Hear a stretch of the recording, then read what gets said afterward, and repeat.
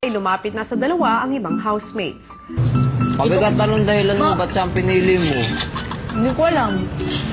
Gusto ko lang siya makasama ngayon. Napag-share. Ba't di ako?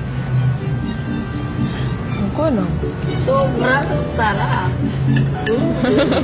Pabigat, wala ko mga kukulam yung pinili mo. Tamo, ba't napipili mo lang, di mo alam ang dahilan?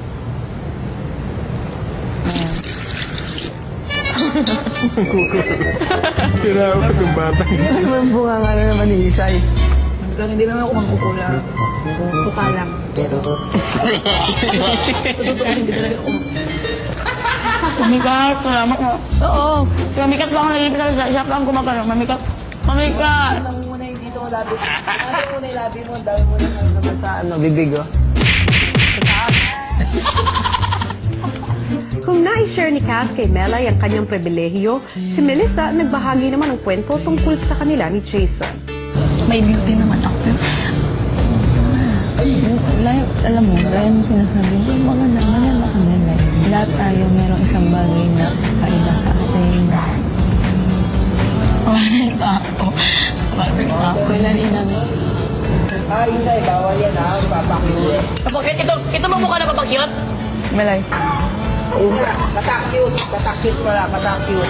Malalim na ang gabi pero si Melay tuloy-tuloy pa rin sa pagkwento sa iba tungkol sa mga naging usapan nila ni Jason. Dahil sa bahay namin. Okay. Papakilala ako. Kanyang wala dito. So, ganyan kayo. Ganyan kayo.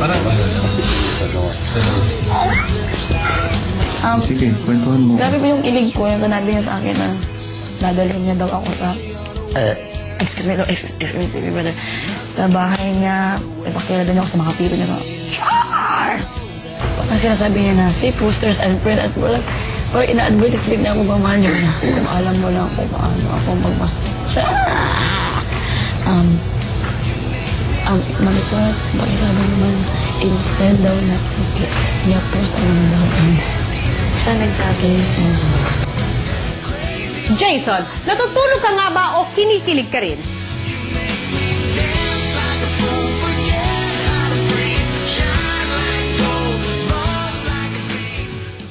Ang mga di nyo dapat palampasin bukas sa Pinoy Big Brother Double Love. Kaakibat ng charter change ang maanghang na saloobin ng housemates laban sa kapwa nila housemates. Si ano po kuya, because she irritates me and when I find it bastos natin.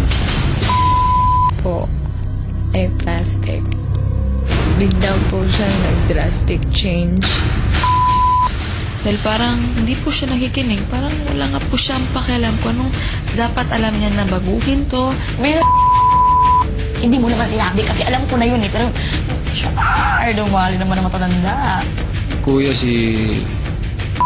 kung hindi ko mapagkakatiwalaan po.